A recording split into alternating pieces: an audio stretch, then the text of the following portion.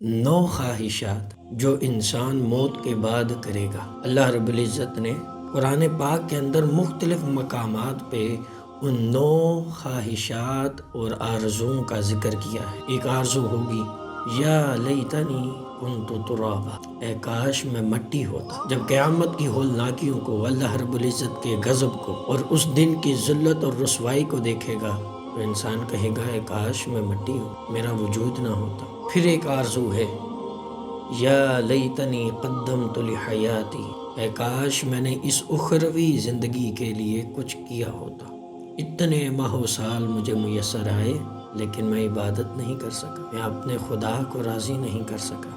پھر اس وقت میں وہ حسرت کر رہا ہوگا، ندامت کے ساتھ، شرمندگی کے ساتھ۔ اور پھر ایک اور آرزو جو اپنا نامہ اعمال دیکھ کر کرے گا، وہ کہے گا یا لیتنی لم اوتا کتابیہ، اے کاش مجھے یہ نامہ اعمال دیا ہی نہ جاتا۔ وہ نامہ اعمال جس میں ذرۃ خیر یرا بھی ہوگا اور ذرۃ شر یرا بھی ہوگا۔ ایک ذرے کے برابر خیر ہے وہ بھی رب نے لکھی ہوگی، اور ایک ذرے کے برابر شر ہوگا تو وہ بھی اس کا لکھا گیا ہوگا۔ اس نامہ اعمال کو دیکھ کر وہ کہے گا کہ کاش مجھے یہ دیا ہی نہ جاتا۔ اور پھر بطور خاص آج کل کی دوستیاں، آج کل کی صحبتیں اور سنگتیں، قیامت کے روز انسان یہ آرزو کرے گا یا ویلتا لیتنی لم اتخذ فلانا خلیلا، اے کاش میں فلاں کو دوست نہ بناتا۔ تو پھر دیکھیں اپنی سنگتوں میں اور صحبتوں میں جو دوستیاں تمہیں اللہ رب العزت کی قربت اور معیت سے دور کر دیں، جو راہ راست سے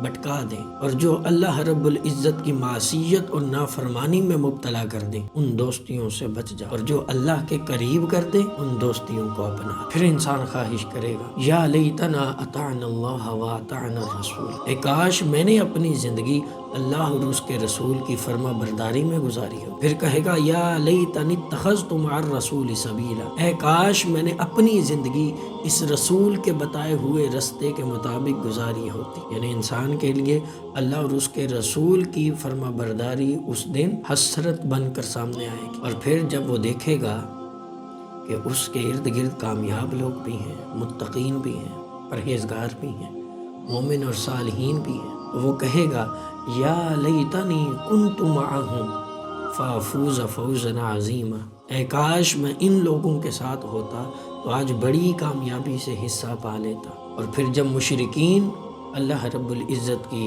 عظمت اور شان کو دیکھ لیں گے تو وہ آرزو کریں گے یا لیتنی لم اشرک بربی احدا، اے کاش ہم نے اس خدائے بزرگ و برتر کے ساتھ کسی کو شریک نہ ٹھہرایا ہوتا۔